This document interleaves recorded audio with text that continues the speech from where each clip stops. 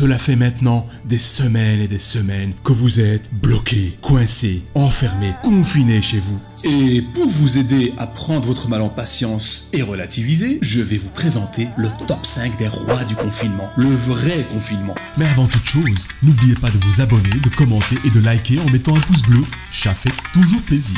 À la 5e place des rois du confinement, les sous-mariniers. Imaginez que vous deviez rester jusqu'à 80 jours coupés du monde à 200 mètres sous la surface de l'eau, enfermé dans une grande boîte en acier avec 100 autres marins. 80 jours sans voir le jour, le ciel, le soleil, les oiseaux, sans possibilité de sortie ni de promenade. 80 jours où votre seul indicateur de temps se matérialise par une lumière blanche pour indiquer qu'il fait jour et par une lumière rouge pour indiquer qu'il fait nuit. Et bien sûr, pas de radio, pas de TV, pas de YouTube, pas de Google, pas de WhatsApp, pas de Facebook, pas de Tinder et encore moins de portable ni de vidéo. C'est à ça que ressemble le confinement pour un sous-marinier.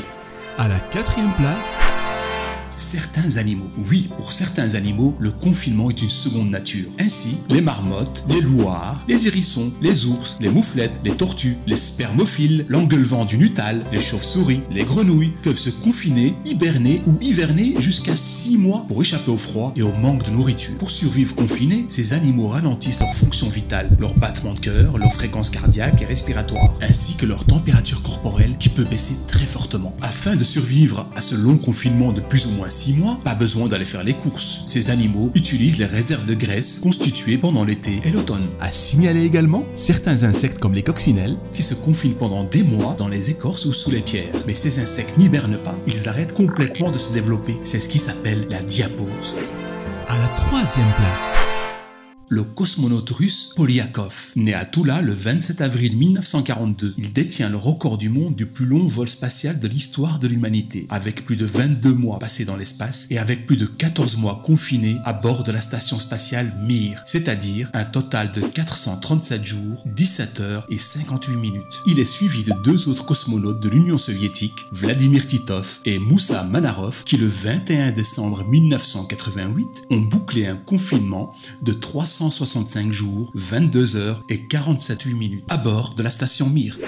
à la 2e place, David Glachen, un vrai Robinson Crusoe, un ex-homme d'affaires, ex-millionnaire de Sydney, qui a perdu ses millions lors du krach boursier de 1987. Il vit en confinement depuis 24 ans avec son chien pour seule compagnie sur une petite île isolée de tout, Restoration Island. Il s'y était installé en 1997 avec sa fiancée et son chien, mais au bout de quelques mois, sans eau chaude ni confort moderne, celle-ci est retournée à la civilisation, laissant David seul avec son chien. Depuis lors, David a amélioré son logement sur l'île et vit heureux avec son chien.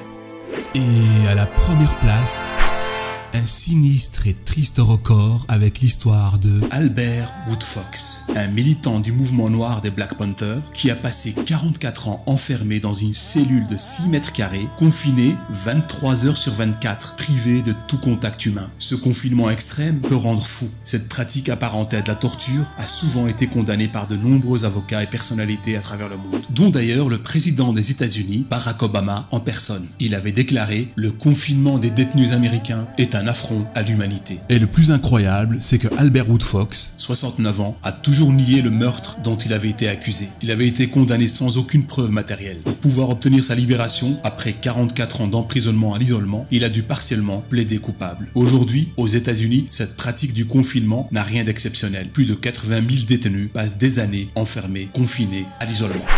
Voilà les amis, Joe la science vous salue.